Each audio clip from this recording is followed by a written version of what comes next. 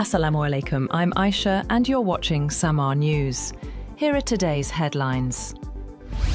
At least 12 people have been killed and 27 injured in a suicide blast near Islamabad's district judicial complex. Interior Minister Mohsin Naqvi says the attacker detonated explosives near a police vehicle after failing to enter the court premises. Prime Minister Shehbaz Sharif has directed immediate medical assistance for the wounded. Police and rescue teams have cordoned off the area and launched an investigation.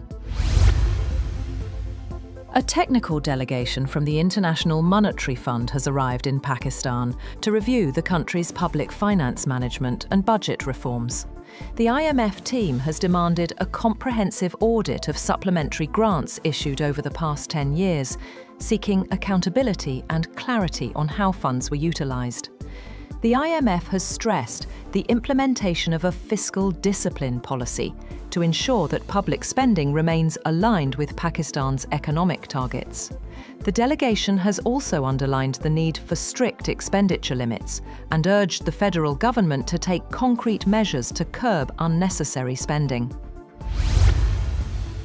A Russian drone strike has hit Ukraine's southern Odessa region, injuring one person and damaging energy and transport infrastructure. Local officials say the attack sparked fires at several energy sites and a railway depot. Governor Ole Kipper says critical infrastructure is now running on generators, with emergency centres opened to support residents.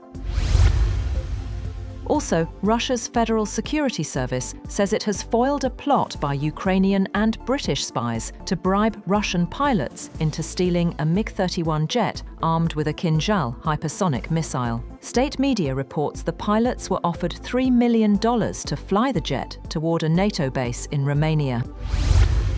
The US Senate has approved a compromise that will end the longest government shutdown in US history, breaking a weeks-long stalemate that has disrupted food benefits for millions, left hundreds of thousands of federal workers unpaid, and snarled air traffic. The 60-40 vote passed with the support of nearly all of the chamber's Republicans and 8 Democrats, who unsuccessfully sought to tie government funding to health subsidies that are due to expire at the end of the year. While the agreement sets up a December vote on those subsidies, which benefit 24 million Americans, it does not guarantee they will continue. US President Donald Trump has vowed to do everything he can to make Syria successful, after landmark talks with Syrian President Ahmed al-Sharaa, a former al-Qaeda commander who until recently was sanctioned by Washington as a foreign terrorist. Sharaa's visit capped a stunning year for the rebel-turned-ruler, who toppled longtime autocratic leader Bashar al-Assad and has since travelled the world, trying to depict himself as a moderate leader who wants to unify his war-ravaged nation and end its decades of international isolation. Indian police are probing a deadly car blast in the capital, Delhi, under a law used to fight terrorism, as forensic experts seek evidence to establish the cause of the first such blast in the city in more than a decade. The law is India's main anti-terrorism law. It is used to investigate and prosecute acts related to terrorism and activities that threaten the sovereignty and integrity of the country.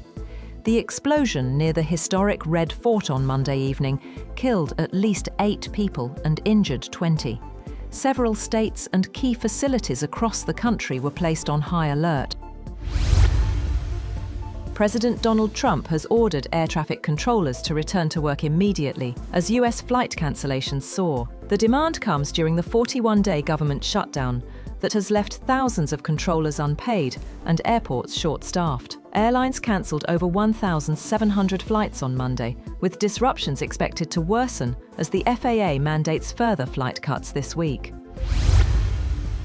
A Paris court has granted former French President Nicolas Sarkozy early release from prison, less than 3 weeks after he began a 5-year sentence over alleged campaign funding from Libya. Sarkozy was freed pending appeal under judicial supervision. He has denied any wrongdoing and called the case politically motivated.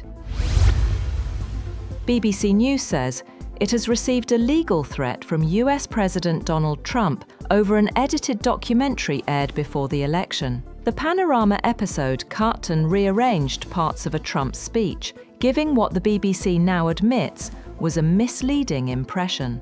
Earlier, BBC's Director General and Head of News resigned after mounting criticism of bias and editorial failings at the broadcaster, and prompted the broadcaster's chair, Samaa Shah, to issue an apology. That's all for now. For more updates, visit www.samaa.tv. Thank you for watching Samaa News.